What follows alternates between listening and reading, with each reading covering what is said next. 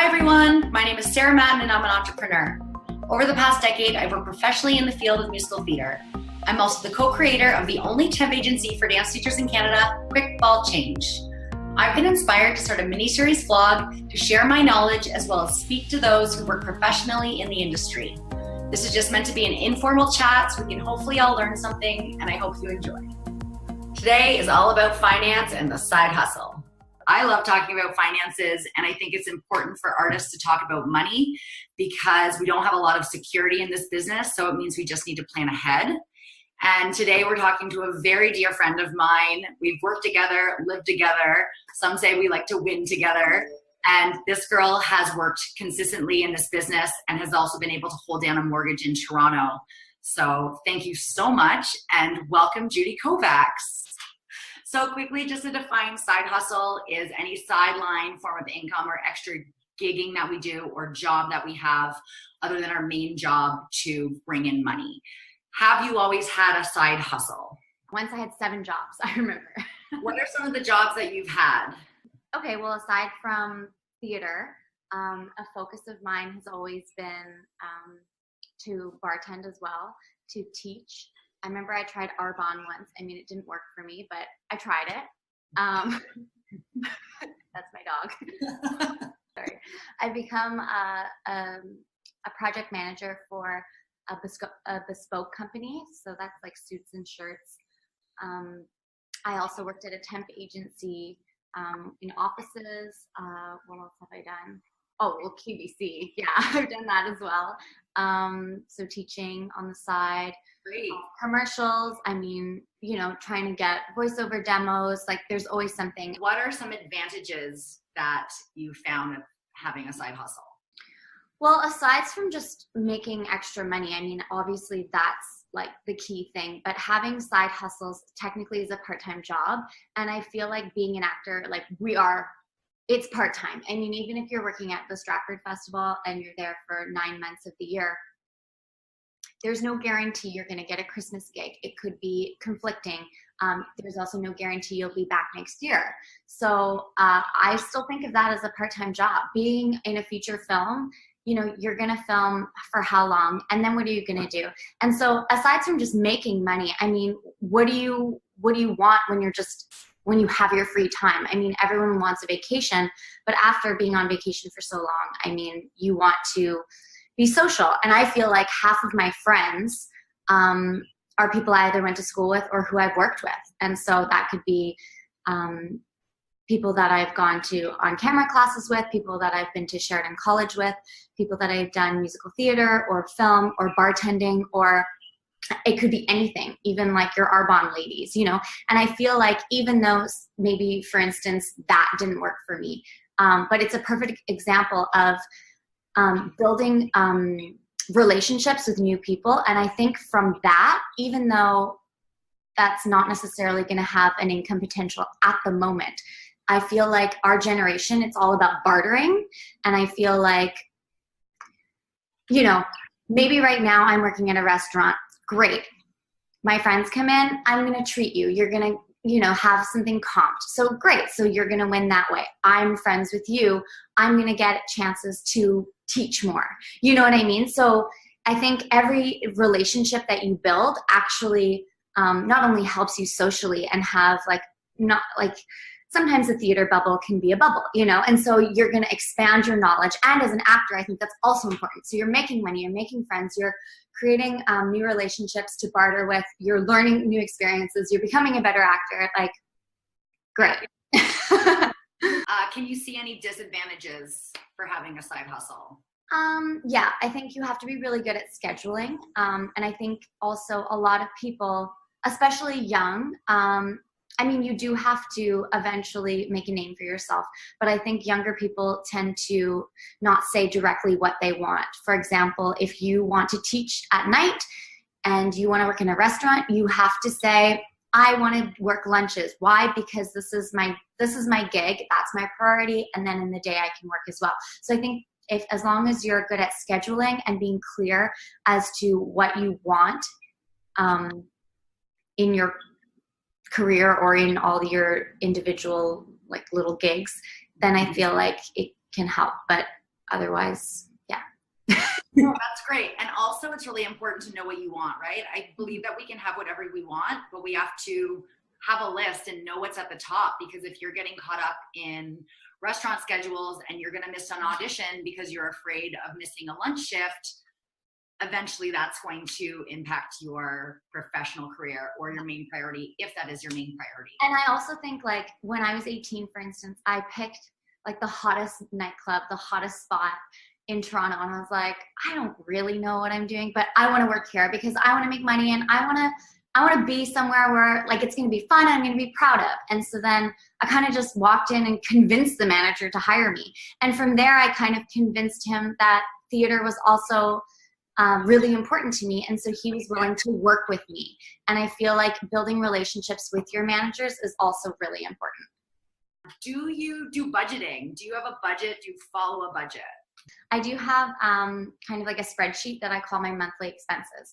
And so in that, it's, for instance, maintenance fees, mortgage, property tax. So yeah, that's another thing. Like for people, I'm sure people do this who own homes, but to not get your property tax bill and be like, no, you want to incorporate that in your monthly expenses. So, divide it by 12 or whatever works for you. So I like to do things by month. So that's their cell phone bill, all those little things. And then I like to kind of have a separate account for what I call bills. And that's all those things. And so I will transfer money into that as I go along, and then have my other account for spending.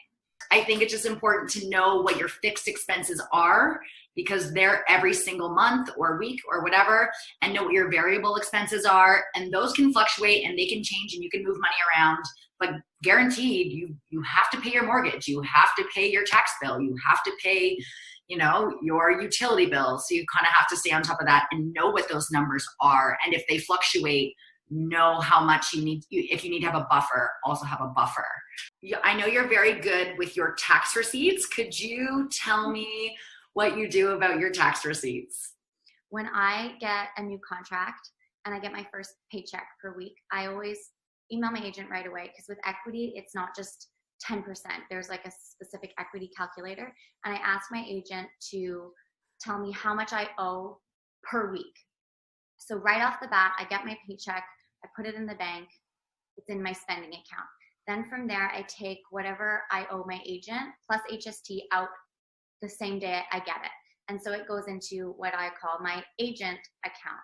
And so these accounts are just like, there's just savings accounts. They cost nothing as long as you don't just do all your transfers online, and it's free.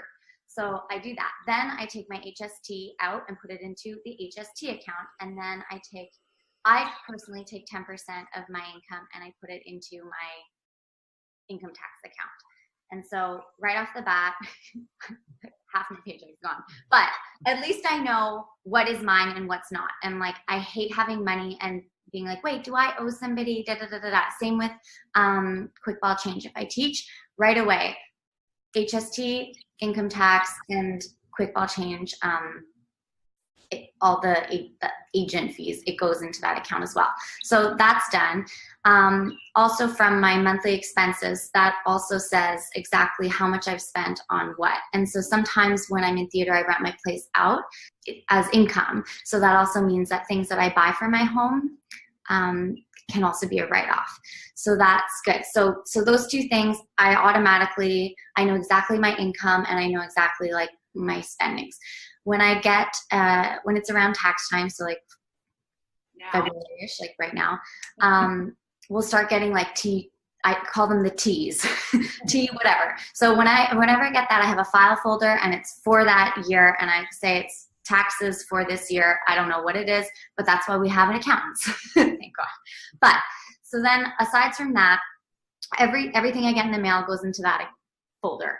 And then, and I scan everything as well. So what happens then is I put everything into a program called Meet Receipt. And I feel like there's other versions of this program out as well, but it's really nice because I scan all my receipts and it'll ask me the date, wherever I bought the item, just what category in general it goes into, and then what business category it goes into. And so my accountant has, all the separate meals and entertainment, meals on engagement, all those separate things. And I'll organize it by that and put those receipts in a little folder for each section. And then, and then all the other receipts I still keep though.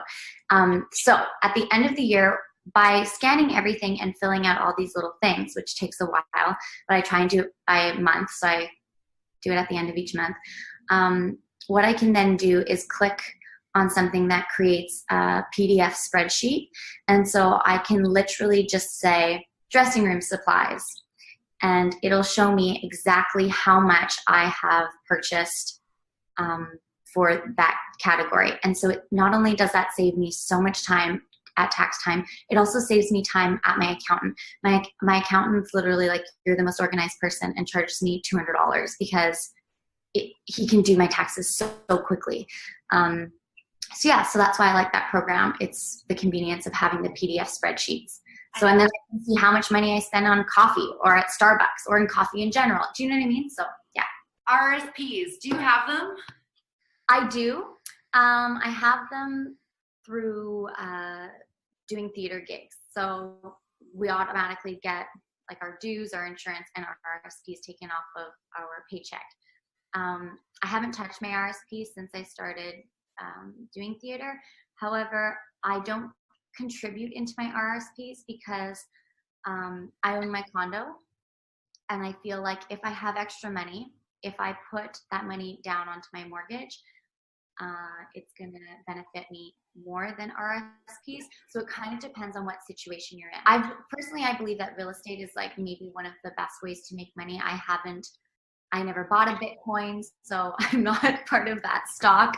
I have some mutual funds, and I've watched them progress over maybe 10 years, and I still feel like real estate is better.